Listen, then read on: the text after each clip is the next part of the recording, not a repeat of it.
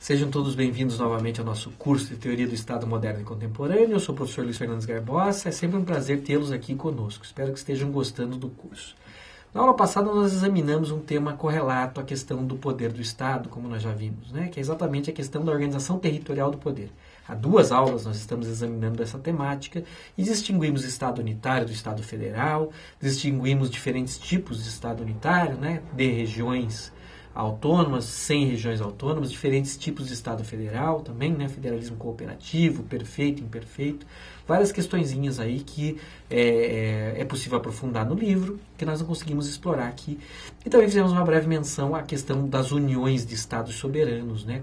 Como confederações, uniões reais e uniões pessoais, também são temas que são aprofundados no livro.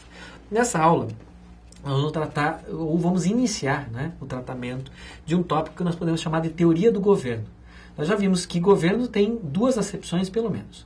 Governo significa, primeiro, num nível muito básico, a distinção entre governantes e governados. Ou seja, é uma característica de qualquer sociedade politicamente organizada, né? Desde que haja uma distinção entre quem manda e quem obedece nessa sociedade, nós temos governo nesse sentido. Então nós sabemos o que é governo num sentido muito genérico.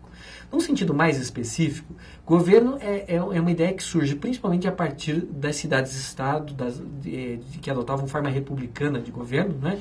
Em que nós começamos a entender governo como uma espécie de poder político exercido entre iguais, e não mais poder político exercido sobre populações ou grupos vistos como inferiores, escravos, etc. Né? Mas governo passa a ser visto como governo entre iguais, ou seja, governo entre homens livres. Né? Esse é um segundo sentido, um sentido mais desenvolvido da ideia de governo. Governo é essa atividade na qual um grupo de pessoas tem uma função especializada na sociedade, que é essa função governativa, essa função de estabelecer aquilo que é lícito ou ilícito, aquilo que pode ou não pode ser feito, e dirigir, de certa maneira, esta sociedade. Uma das principais manifestações do governo é exatamente a capacidade de estabelecer o direito, né, mas também existem inúmeras outras, né, que vão para além da função legislativa em funções executivas, de política bélica, de relações internacionais, política econômica. Tudo isso faz parte genericamente dessa atividade chamada atividade de governo. Tem toda uma teoria para tentar explicar essa atividade do governo, e é essa teoria que nós começamos a examinar aqui a partir dessa aula. Mas nós devemos levar algumas aulas para conseguir examinar essa teoria do governo de maneira mais ou menos ampla. Até porque ela é bastante abrangente, como vocês podem ver nesse slide que está na tela, né?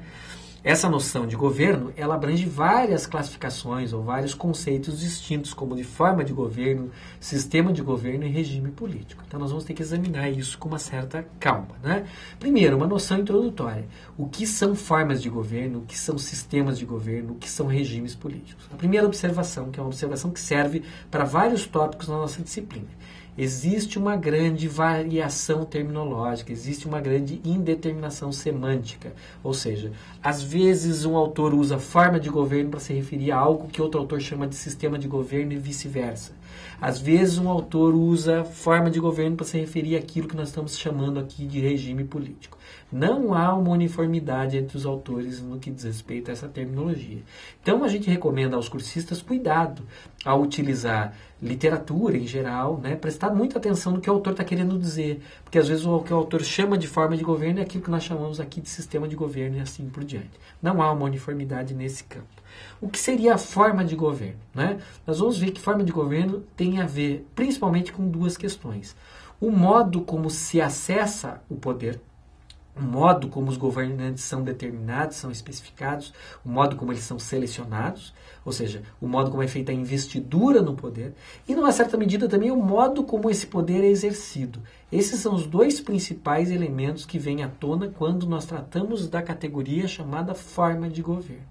Nós já vamos mencionar quais são elas e isso vai ficar mais claro para os senhores, mas tem muito a ver, ao que parece, pelo uso mais comum, mais frequente, com o modo pelo qual as pessoas acessam o poder, ou seja, o modo pelo qual ocorre a chamada investidura dos governantes no poder de um lado, e de outro lado, o modo pelo qual esses governantes exercem o poder depois com relação aos seus governados, aos seus súditos, ou mesmo aos nacionais ou cidadãos, a todas aquelas pessoas que estão subordinadas ao seu poder. Então, principalmente as noções de investidura e modo de exercício têm a ver com a forma de governo. Esses são os elementos principais que surgem aqui.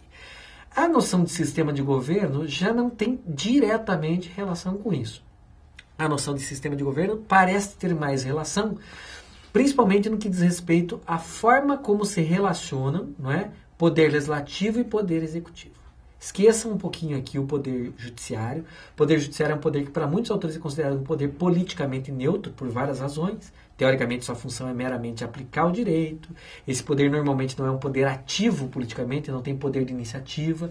Ele depende de provocação de pessoas via direito de ação, para que ele possa exercer o seu poder jurisdicional.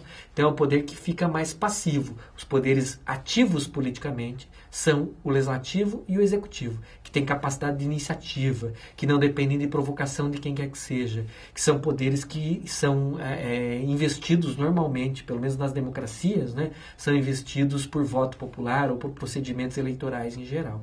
Então, aqui, o sistema de governo diz respeito principalmente à relação entre esses poderes politicamente ativos, o poder legislativo e o poder executivo, ou, se preferirem, né, entre os órgãos que exercem esse poder, entre parlamento e gabinete, ou primeiro-ministro, entre congresso e presidente, ou entre parlamento e monarca, depende aí do arranjo institucional de cada estado, são diferentes órgãos que exercem essas funções. Então, forma de governo tem a ver principalmente com investidura e modo do exercício do poder. Sistema de governo tem a ver principalmente com as relações, com o tipo de relações que nós encontramos entre poder legislativo e poder executivo, ou entre os órgãos que exercem função legislativa e função de governo. Deixando aqui um pouquinho de lado o poder judiciário, que será objeto de exame em outros aspectos aqui nas aulas que vão se seguir.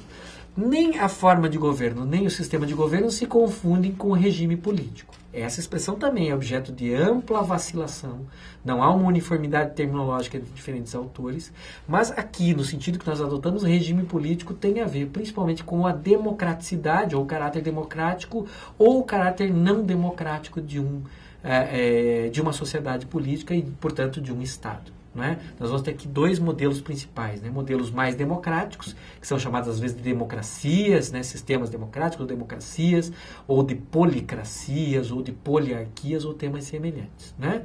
Nós vamos ver as características disso.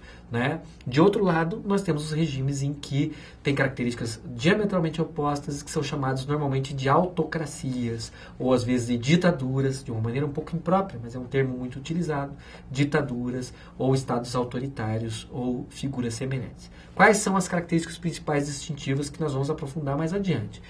Um desses modelos principais, um desses tipos ideais que nós estamos trabalhando aqui, as democracias, são caracterizados normalmente por uma inclusividade maior, significa os governantes podem tomar parte do poder ou podem influenciar o exercício do governo, existe uma participação ou uma tentativa de participação, de inclusão dos governados no governo, né?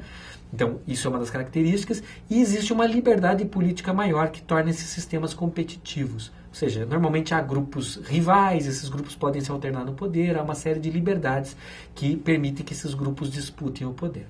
Normalmente os sistemas autocráticos, ou ditatoriais, ou autoritários, essas duas características não se fazem presentes. Ou seja, de um lado, não costuma haver uma inclusividade maior, significa o povo, os governados normalmente não são parte efetiva dos processos políticos, não tomam parte efetiva no governo. Né? Quando fazem isso é de uma maneira muito discutível. E segundo, não existe competitividade. Né? Não há liberdades políticas, não há uma liberdade de imprensa, de crítica, de associação, de organização de partidos, de manifestação, de crítica ao governo e assim por diante. E não há grupos políticos que disputam poder entre si e com chance de êxito.